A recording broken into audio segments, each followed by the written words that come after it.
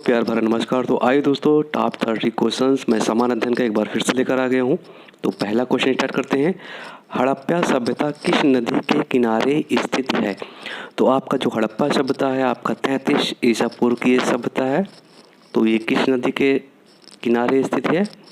बताइए लोग, आप लोग ऑप्शन दीजिए। रावी नदी के किनारे। तो हड़प्पा सभ्यता किस नदी के किनारे स्थित है? आपका रावी नदी के किनारे स्थित है। और गोदावरी नदी के किनारे कौन सी सभ्यता स्थित है? तो ये पैथल जो कि आपका ये एक प्रमुख व्यापारिक केंद्र था दक्षिण भारत का। तो याद कर लीजिएगा, गोदावरी नदी के किनारे कौन सी सभ्यता है? आपकी पैथल। और गंगा नदी के किनारे कौन सी आपकी सभ्यता स्थित है? बताइए दोस्तों। हस्तिनापुर।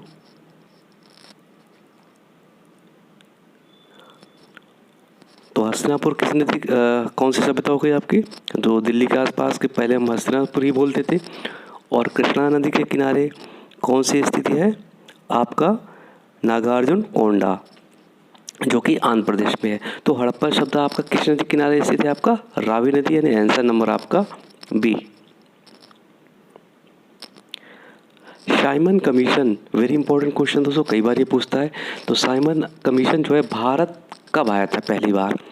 तो साइमन कमीशन का अगर गठन पूछ लेगा तो ये याद रखिएगा, नवंबर 1927 में हुआ था। तो साइमन की अध्यक्षता में हुआ था। और कहाँ पर हुआ था? ये लंदन में हुआ था,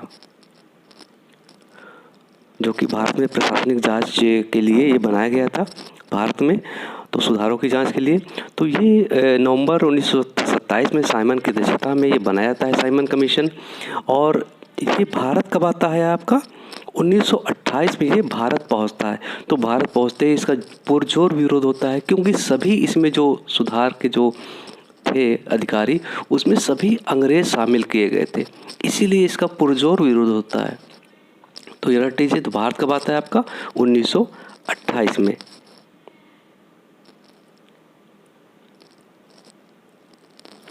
निम्नलिखित नामों को काल अनुक्रम के व्यवस्थित करें और नीचे दिए गए कूट से सही उत्तर की प्राप्ति करना है।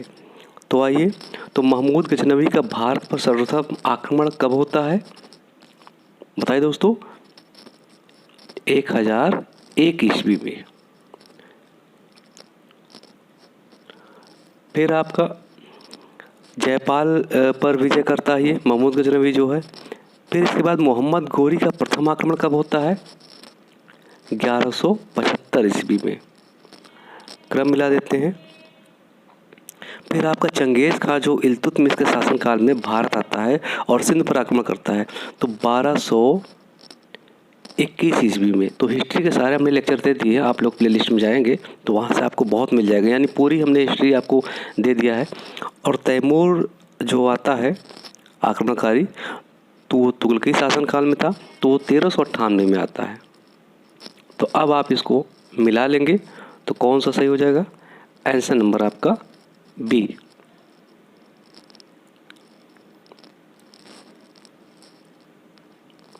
माना कि 15 संख्याओं का समांतर माध्य 41.4 है, तो उन संख्याओं का योग क्या होगा? तो समांतर माध्य क्या होता है?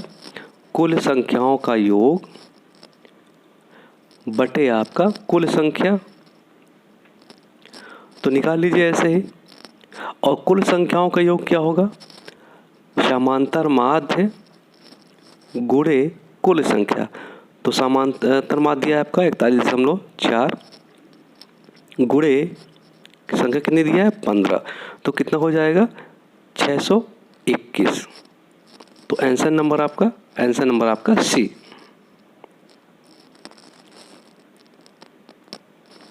आपको मैं डेली दे रहा हूं दोस्तों, आपका करंट अफेयर और जीएस के 30 क्वेश्चन मैं दे रहा हूं, तो दोनों देखते रहिए, बहुत ही इंपॉर्टेंट है दोनों, करंट अफेयर और जीएस का। बाकी आपका सब्जेक्ट तैयारी होगा। तो शिक्षा में सुधार है तो ब्रिटिश सरकार ने सैडलर विश्वविद्यालय आयोग कब नियुक्त किया गया था? तो सैडलर आयोग जो ब्रिटिश ने शिक्षा आयोग में जो सुधार का एक नियम बनाया था रिपोर्ट देने के लिए, यानी प्राथमिक से लेकर विश्वविद्यालय स्तर तक की शिक्षा में अपनी रिपोर्ट देने के लिए कहा था। और इसमें 2 ही भारतीय थे। तो 2 भारतीय कौन थे? आशुतोष मुखर्जी, एक आशुतोष मुखर्जी हो गए और एक जियाउद्दीन अहमद है। तो कब नियुक्त किया जाता है ये? 1917 में। तो ऑप्शन नंबर आपका बी। और चूंकि सैडलर आयोग यानी सैडलर की अध्यक्षता में ही बनाया गया था, इसीलिए इसका नाम था सैडलर आयोग। तो ऑप्शन नंबर आपका बी। राष्ट्रीय कांग्रेस से पूर्व सबसे प्रमुख संस्था थी, यानी भारतीय राष्ट्रीय कांग्रेस की स्थापना कब होती है? 1885 में, 28 दिसंबर 1885 को होती है, मुंबई के तेजपाल संस्कृत विद्यालय से। लेकिन इसके पूर्व कौन सी यहाँ पर संस्था थी? तो 26 जुलाई 1876 को क्या होता है, सुरेंद्रनाथ बनर्जी यानी एस एन बनर्जी ने और आनंद मोहन बोस, इन्होंने इंडियन एसोसिएशन की स्थापना कलकत्ता में किया था। तो कौन सा आपका?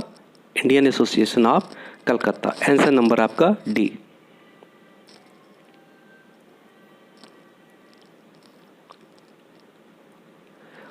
निम्न में से कौन हिमालय की चोटियों से पूर्व से पश्चिम दिशा में सही क्रम लगाना है? तो यहाँ देखिए क्रम में बहुत पूछता है हमेशा। तो पूर्व से पश्चिम की दिशा में ये चोटियों को लगाना है। तो आइए लगाते हैं पूर्व से पश्चिम। तो सबसे पहले पूर्व में आपका क्या है? नामचा बरवा, फिर कंचनजंगा, फिर माउंट एवरेस्ट, फिर आपका नंदा देवी। तो आंसर नंबर कौन सा हो जाएगा आपका? आंसर नंबर आपका डी। मगध की प्रारंभिक राजधानी कौन सी थी? बताइए दोस्तों, मगध की प्रारंभिक राजधानी कौन सी थी? तो मगध की जो प्रारंभिक राजधानी थी कौन सी? राजगृह, यानी आंसर नंबर आपका सी। क्योंकि 16 महाजनपद में, यानी कितने महाजनपद होते हैं? 16 महाजनपद होते हैं। और 16 महाजनपद में सबसे शक्तिशाली कौन था आपका? ये मगध ही था। और इसकी स्थापना किसने की थी? हर्यक वंश के बिंबिसार ने किया था। इसकी स्थापना करते हैं और राजगृह को यह राजधानी बनाते हैं, यानी राजगृह कह लीजिए या गिरिब्रज कह लीजिए। ऑप्शन नंबर आपका सी।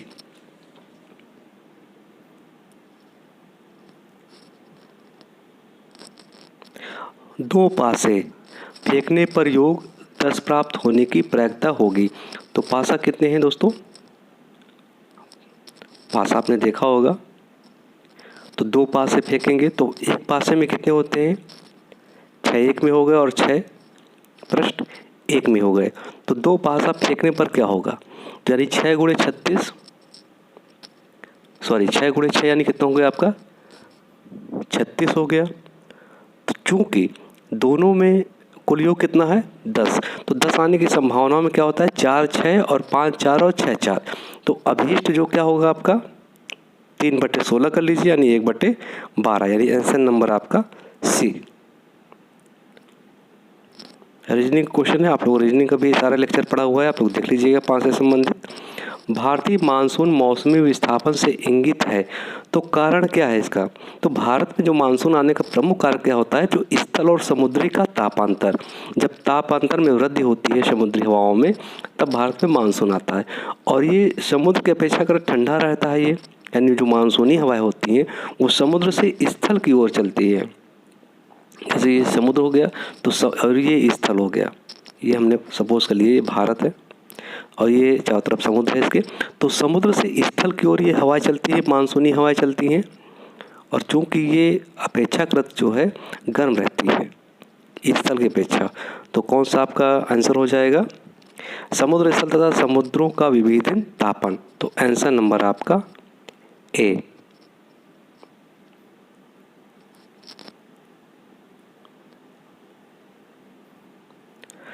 वर्तमान में भारत की जनसंख्या वृद्धि निम्न में से किस दौर से गुजर रही है? तो बहुत इंपॉर्टेंट है क्वेश्चन आपका, किस दौर से गुजर रही है आपका? निश्चित रूप से गिरने की प्रवृत्ति के साथ साथ उच्च वृद्धि। तो बहुत ही वृद्धि से आपका ये जनसंख्या वृद्धि बढ़ रही है आपका। तो निश्चित रूप से गिरने की प्रवृत्ति के साथ साथ आपका उच्च वृद्धि। तो आंसर नंबर आपका डी। यदि ए की आय बी की आय से 10% अधिक है तो बी की आय ए की आय से कितने % आपका कम होगा? तो मान लीजिए ए का मान बी से x% आपका अधिक है, x% अधिक कर लीजिए, तो क्या हो जाएगा, 100/100 प्लस x इंटू 100x। अब ये मान रख के आप निकाल लेंगे तो आपको मिल जाएगा 9.5%, यानी आंसर नंबर आपका सी।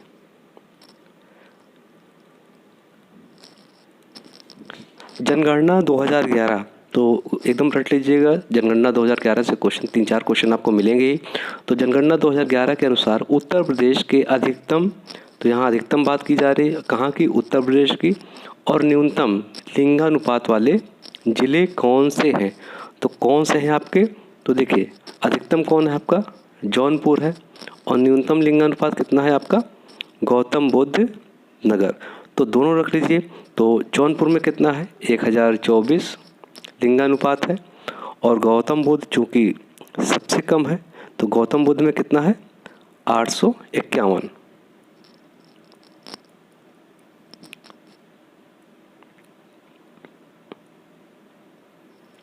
भारत के संविधान में मौलिक कर्तव्य किस संविधान संशोधन के द्वारा ये जोड़ा गया था। तो कौन से संविधान संशोधन के द्वारा जोड़ा गया था, 42वें संविधान संशोधन के द्वारा ये जोड़ा गया था 1976 में। तो आंसर नंबर आपका कौन सा हो जाएगा, आंसर नंबर आपका बी। और मूल कर्तव्य किस में है आपका, 51 के क में है। तो ये भी रख लीजिए, ये भी पूछता है कि मूल कर्तव्य किस में है आपका, तो मूल कर्तव्य जो है 51 के क में दिया गया है। और भाग 4 में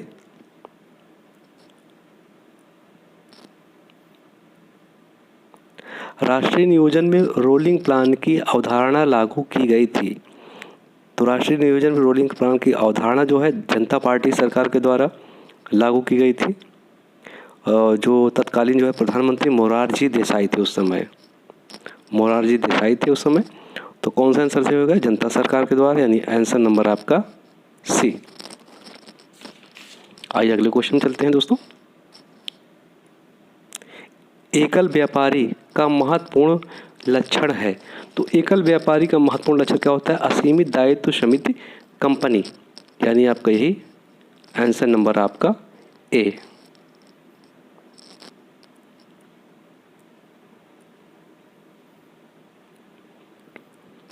क्या मुख्य कारण है कि एक आंख की अपेक्षा 2 आंखों का होना अधिक उपयुक्त है। तो अगर एक आंख की अपेक्षा होगा तो वो 3D विजन में नहीं देख पाएगा। अगर दोनों आंख रहेगी मनुष्यों की तो वो 3D वर्जन भी देख सकता है, यानी वस्तु की लंबाई, चौड़ाई और ऊंचाई वो सभी वो देख सकता है। लेकिन किसमें, 2 आंखों से, एक आंख रहेगा तो वो 3D वर्जन में नहीं देख पाएगा। एक यही सबसे उपयुक्त है आपका। तो आंसर नंबर आपका डी। इस कारण से दूरी, गहराई का एहसास होता है। तो आप एक आंख बंद करके देखिएगा कोई चीज़ तो आपको समझ में आ जाएगा। तो आंसर नंबर आपका डी। थर्मस बोतल एवं पेय पदार्थ के कुछ समय तक उसी ताप पर रखने के लिए उसकी दीवारों पर कौन सी परत लगाई जाती है। तो साइंस का क्वेश्चन है, बताइए दोस्तों, रजत परत लगाई जाती है। आंसर नंबर आपका सी, जिससे उसका टेम्परेचर जो है एकदम समान रहे कुछ देर के लिए। हाइड्रोफाइट है, तो हाइड्रोफाइट क्या है बताइए, एक जलीय पौधा होता है हाइड्रोफाइट, जिसको जंतुओं में जूफाइट भी कहा जाता है। तो विज्ञान की भाषा में हम उसको हाइड्रोफाइट कहते हैं। और जल में जो पौधा उगने की विधि को क्या कहते हैं, हाइड्रोपोनिक्स। तो यानी एक ये क्या है, ये जलीय पौधा है। आंसर नंबर आपका बी। आइए अब सुमेलित करना है, ये कौन से नगर में कौन सा सामान बनता है, ये भी आपका पूछेगा। तो फिरोजाबाद में भैया क्या बनता है, कांच की चूड़ियाँ, जिसको हम फिरोजाबाद को और क्या बोलते हैं, सुहाग नगरी। महिलाओं के सामान से संबंधित बहुत चीज़ें बनती हैं, यानी सबसे मेन होता है चूड़ी। एक से एक रंग बिरंगे यहाँ पे चूड़ी बनाई जाती है। कानपुर में भैया क्या बनता है, चमड़े का सामान। आप किसी भी गली कोचा में निकल जाएंगे तो चमड़े का सामान आपको बहुत मिलेगा और बहुत सस्ते दामों में मिलेगा। और यहाँ आप निकल जाएंगे तो आपके शरीर में, हाथों में, त्वचाओं में एक काला काला लेयर, क्योंकि चमड़ा फैक्ट्रियों से उड़ता है फिर वो और जाके बैठता है उस शरीरों में, तो काला काला आपका सुबह बैठेंगे। अगर 2 घंटे भी आपने मार्केट में टहल लिए तो